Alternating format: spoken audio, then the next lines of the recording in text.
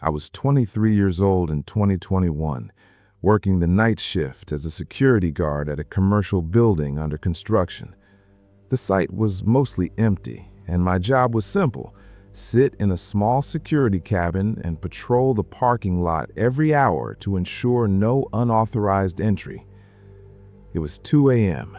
Outside, it was pitch black, with only a single flickering yellow street light in the distance. The silence was so deep I could hear my own breathing. I was sitting in the cabin, scrolling through my phone, when I heard the crunch of tires on gravel. I looked up. A silver sedan pulled into the parking lot. It was moving at an unnaturally slow pace. It crept all the way to the far corner of the lot, where the shadows were the deepest, and came to a stop. I assumed someone was lost or a tired driver needed a place to rest. I waited for 5 minutes, but the engine didn't cut off and no one got out. The car with tinted windows just sat there in the dark. After a while, I noticed something odd. The headlights would flicker, bright then dim. It didn't look like a malfunction. It looked deliberate, like someone was playing with the switch, like they were trying to get my attention. I grabbed my flashlight and stepped out of the cabin. My heart began to hammer against my ribs as I approached the vehicle. When I was about 10 feet away, the headlights flashed on again, aimed directly into my eyes. I shielded my face with my hand and called out, "Hello? Do you need any help?" Silence. I mustered the courage to walk up to the driver's side window and shone my flashlight inside. The car was completely empty. No driver, no passengers. The engine was off, but the key was still dangling in the ignition. My body went cold. That's when I noticed a Polaroid photo sitting on the dashboard. My hands shaking, I picked it up. The photo was still developing, damp to the touch. It had been taken only minutes ago. It showed my security cabin with me sitting inside scrolling on my phone. The angle was from the dense bushes directly behind the cabin, meaning someone had been hiding in the dark, watching me the entire time. The realization hit me like a physical blow. The car was only brought there to lure me out of the cabin. I turned and sprinted toward the cabin with everything I had. As soon as I scrambled inside, I locked the door and frantically checked the CCTV monitor. I rewound the footage by a few minutes. What I saw froze my blood. As I was walking out to the car, a tall, gaunt figure in a black hoodie had emerged from the bushes behind the cabin. He had crawled in a strange spider-like motion straight into the cabin through the back door I'd carelessly left unlatched. I was staring at the monitor, realizing the man was still inside the cabin. He was crouching in the small storage space directly behind me. I went rigid. I didn't have the courage to turn around. Then I heard it, a muffled, dry laugh from behind the curtain. It didn't sound human. I grabbed my phone, bolted out the door, and didn't stop running until I reached the main road and flagged down a police car. By the time the police arrived, the man was gone. They found nothing inside, except for the Polaroid photo I'd left on the desk. This time, there was something written on the back in red marker. It read, "Nice view from here." I quit that job the same night. The car turned out to be stolen from a rental agency, and no leads were ever found. Today, whenever I see a car parked alone in a lot at night, I speed up, because you never know who is just waiting for you to step outside.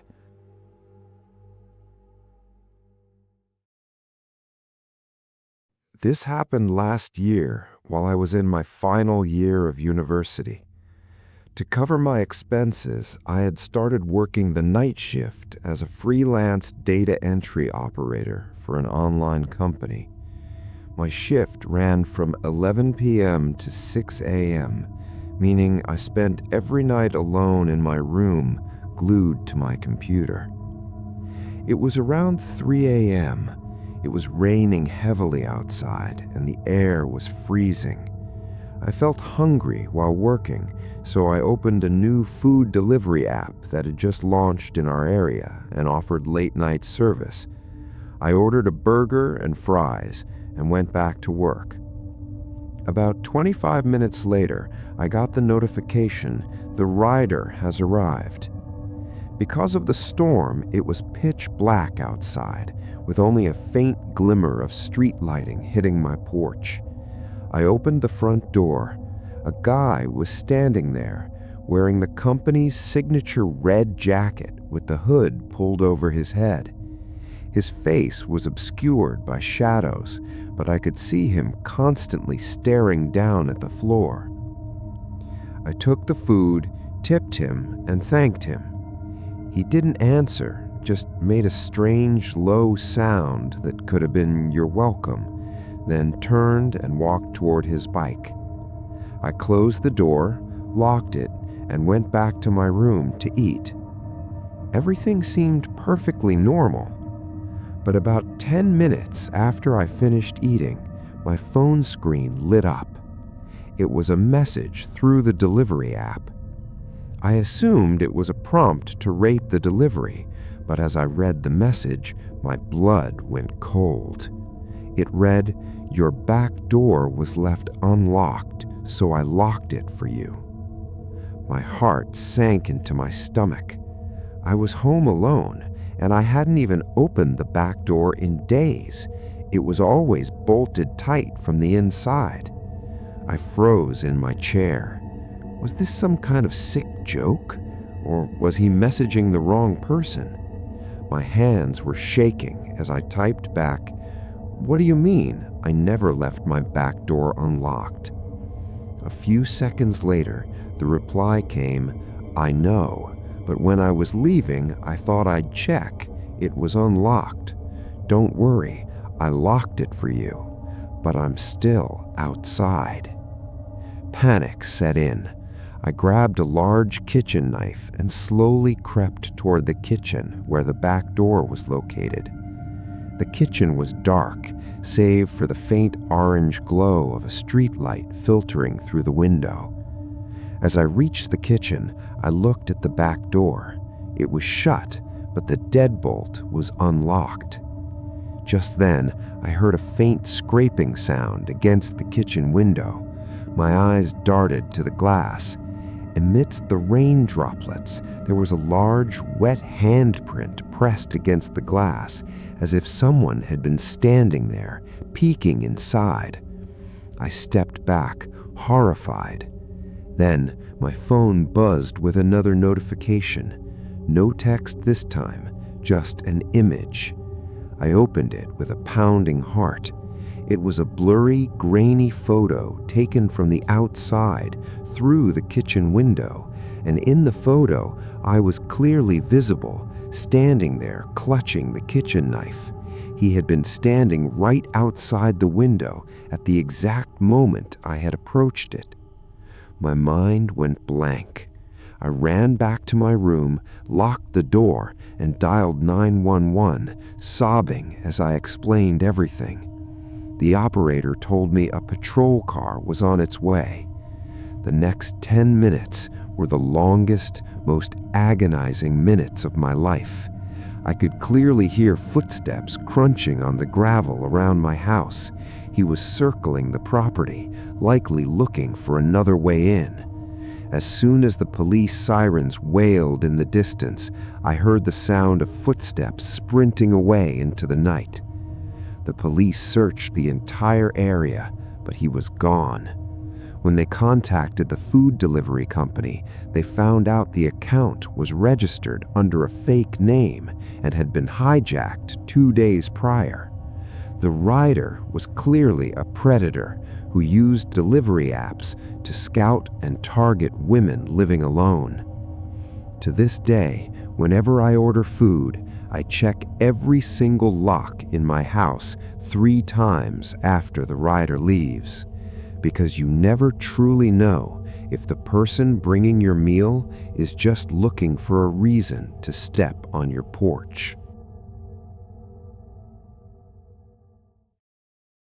This was back in the winter of 2023. I was 24, working the night shift as a security guard for a massive 9-story IT building.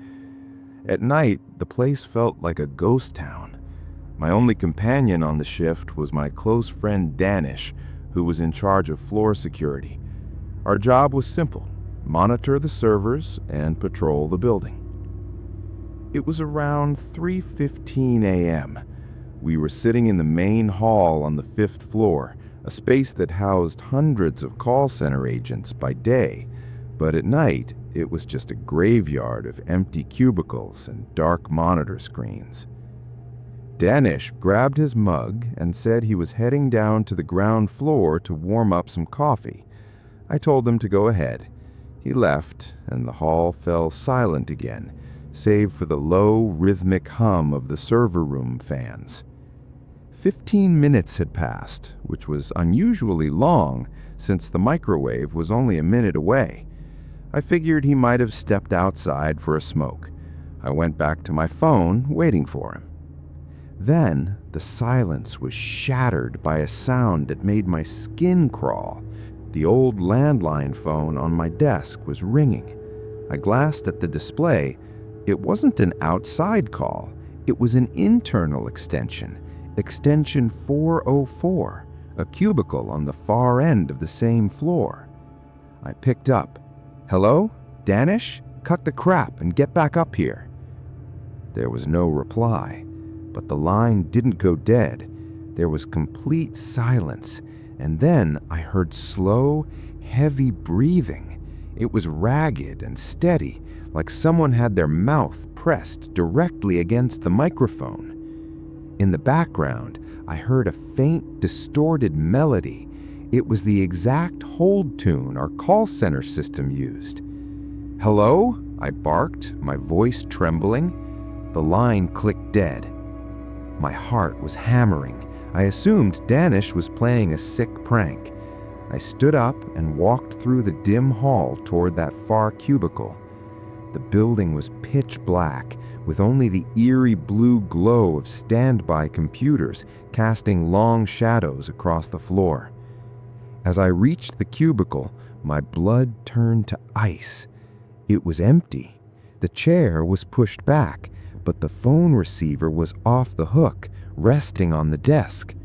On the computer screen, the MS Paint program was open, displaying a crude, jagged drawing of a face with enormous hollow eyes. I pulled out my phone, furious and terrified, and dialed Danish's mobile. The phone kept ringing, and then, from the dark hallway behind me, I heard the muffled melody of Danish's ringtone. I spun around and shined my flashlight toward the sound. Lying in the middle of the floor was Danish's phone, its screen glowing in the darkness. His phone was there, but Danish was nowhere to be found. Suddenly, my main computer chimed with a notification. I sprinted back to my desk. An internal chat message had arrived, sent from Danish's logged-in ID. It was a video file. With shaking hands, I clicked it. It wasn't a CCTV feed. It was recorded on a mobile phone.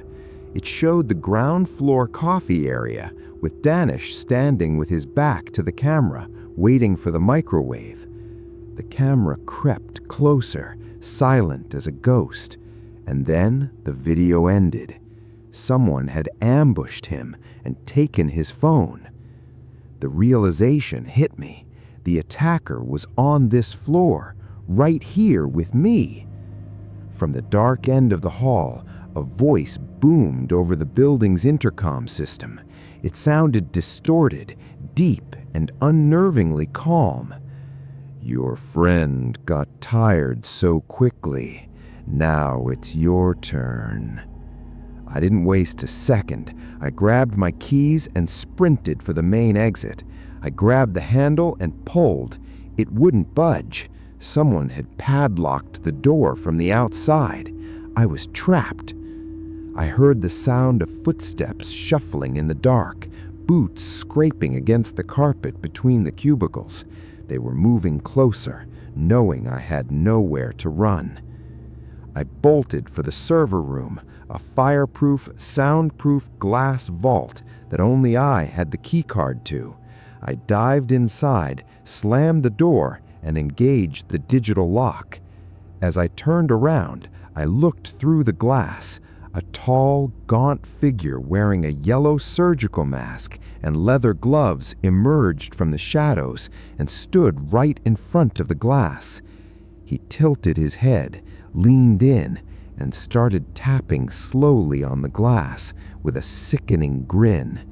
He knew help wasn't coming until 6 a.m. I called 911 from inside, sobbing as I explained the situation. It took 20 minutes for the police to arrive.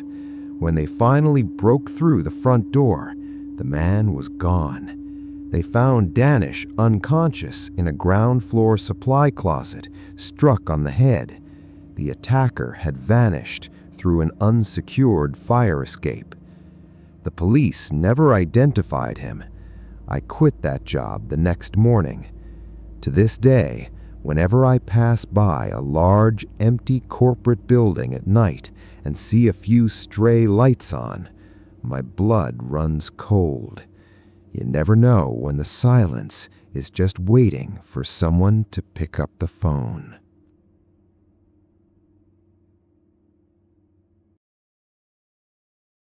I was 20 years old when this happened. I worked as a receptionist at a 24/7 gym. It was located in a quiet part of the city, and the atmosphere shifted completely after 1 a.m. The music would shut off, the main floor lights would dim, and the gym became a cavernous, empty space. Between 2 a.m. and 5 a.m., I was usually completely alone. It was around 2:30 a.m. There was only one customer in the gym, a man in his early 30s. He'd been working out in the cardio section for an hour, wearing headphones. He seemed perfectly normal, so I felt safe enough to sit behind the front desk and scroll through my phone. Around 3 a.m., the man emerged from the cardio section. He grabbed his towel, flashed me a faint smile as he walked past the desk, and exited through the front door. I watched him leave. I was certain he was gone. I was now completely alone in the massive glass-walled gym. The silence was heavy, broken only by the low hum of the air conditioning. Then a sound shattered the quiet. It was the sound of a treadmill running in the back of the gym. I sat up straight in my chair. I assumed the guy must have left it running, but I was positive there hadn't been a sound from that section for the last 10 minutes. I stepped out from behind the desk and walked toward the dark cardio hall. As I reached it, I saw the treadmill in the corner running at full speed, but it was empty. I took a deep breath, stepped forward, and hit the emergency stop button. I was just about to turn back toward the reception when my eyes caught something on the treadmill's handle. Beads of sweat, dripping wet, as if someone had just hopped off moments ago. My heart began to race. I quickly scanned the hall, but no one was there. I hurried back to the reception desk, trying to convince myself it was just a technical glitch. But as I sat down before the computer screen, my blood turned to ice. I had been using the gym's management software, but it was now closed. Instead, my own personal Facebook profile was open. My photos, my check-ins, and my private info were all visible. I had never logged in to my personal account on this gym computer. Someone had come into the reception area while I was in the back, pulled up my profile, and left it there for me to find. Terror gripped me. I realized that the customer had never left.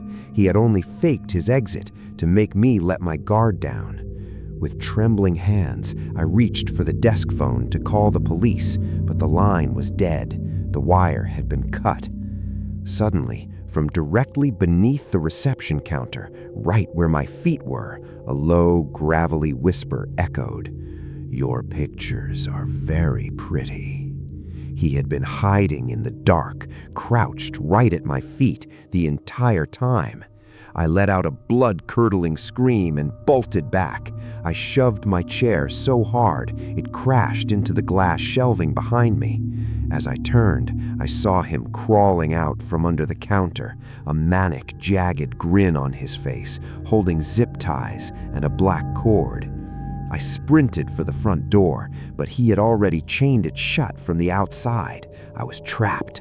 I spun around and ran into the women's locker room, dived inside, and slammed the heavy metal door shut, locking it and pressing my back against it.